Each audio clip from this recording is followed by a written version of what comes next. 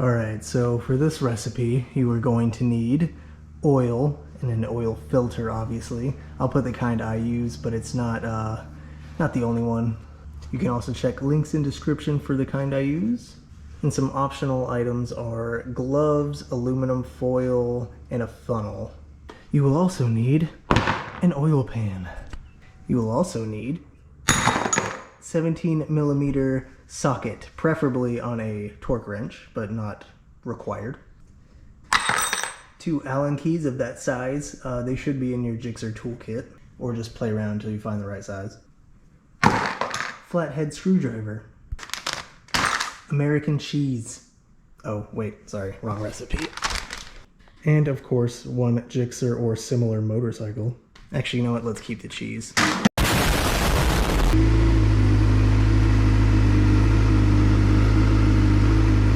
Alright, so let's get started. So you're going to want to take these off. Come down here, there's the bigger one. And then that one right there. And then the flathead will be for 2 of these. So you're going to want to take that one off right there. And then a harder to see one down there.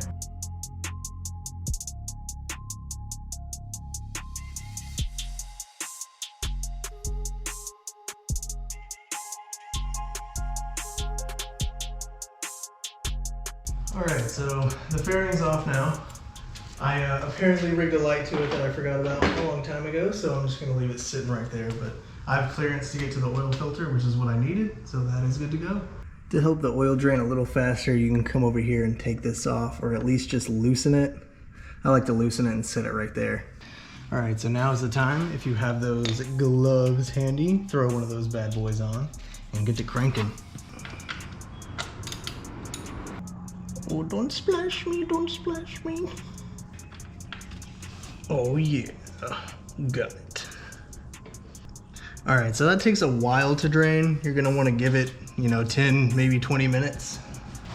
Alright, so while that's draining, and it takes a while, you can take the bolt and clean it up. It should have a little magnetic tip that gets any shavings, anything that's not supposed to be there. So you want to just clean it up. And also make sure the crush washer is still on. Now you are supposed to replace these crush washers. I'm not going to be doing that today, but you should do it. But just make sure to get in there and clean that magnetic tip real good. Real nice and tight like this. You can now take your aluminum foil or something similar and just get it right here. So when that oil comes off from the oil filter, you don't get it all over the place, mainly on these headers. Because when you go to start up your bike afterwards, you don't want oil sitting on that and getting hot. All right, I'm gonna go ahead and reach in there and start unscrewing that K&N filter. I did put mine on hand tight so I can get it off. Not bad, there it goes. What was that?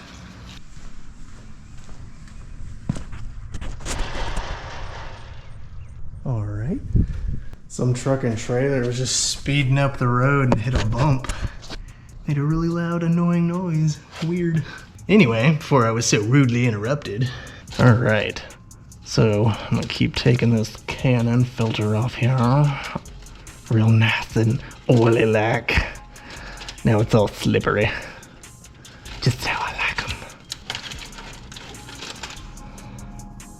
Alright, so now we just let that finish draining for a few minutes and then it'll be time to screw it back up and fill it up. This is easier to do when you don't drop the filter in the oil, but you do just want to kind of double check that that gasket came out with it, and it did. You can see it right there. Because you do not want to double gasket it. So on the new one, comes with its own gasket. You don't want to double it or it's going to leak. Bro, hurry up and drain. A few moments later. Alright, so now after 6 days of letting the oil drain, it's time to close it up and fill her up. Alright, so on the oil filter, if you'd like, you can take some new oil or old oil and run it around the gasket here. Some people like to do that, some people don't. I don't really care what you do. All right, so I'm putting the filter back there, screwing it on, hand tight. I think Suzuki says you're supposed to go like another little bit, but I've always just done hand tight because I'm a big strong boy, and it's done perfectly fine. Never had a leak there. It's actually a good idea of after running the bike a little while, double checking it, make sure you're not leaking, and then coming back later and re-hand tightening it, because sometimes it does get a little loose. But I guess that's what that extra turn Suzuki was talking about is for, but oh well. All right, so now that the oil filter is tightened on with my big boy muscles, it's time to put the drain plug back on. This is where the torque wrench would come into play, but I left that somewhere else and can't get to it right now. So I'll probably come back and double check it later, but I am going to tighten this decently well. Just be careful not to over tighten it. But I believe it's 16.5 pounds. I will put that on the screen here. All right, so now that everything is put back together, we can come take this off. It's still loose from earlier.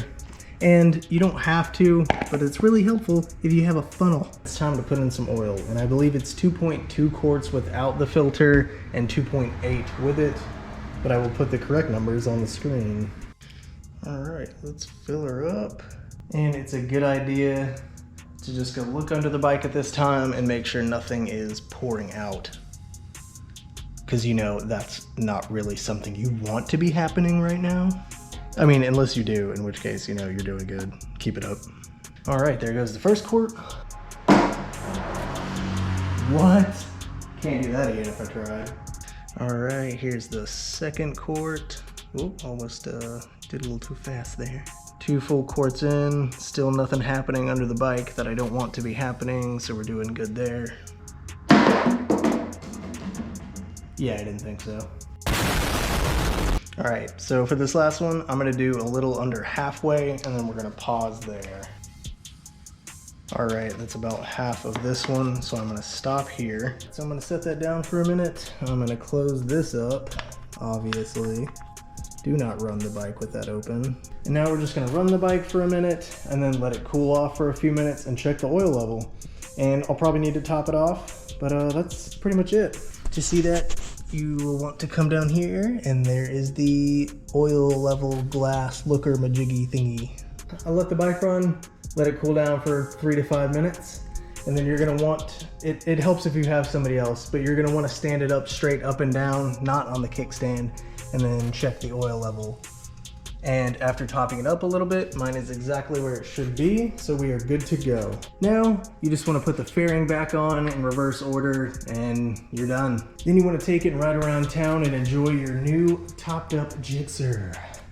All right, thanks for watching, everybody. This has been Ride with Danger. All right, have a good one, guys.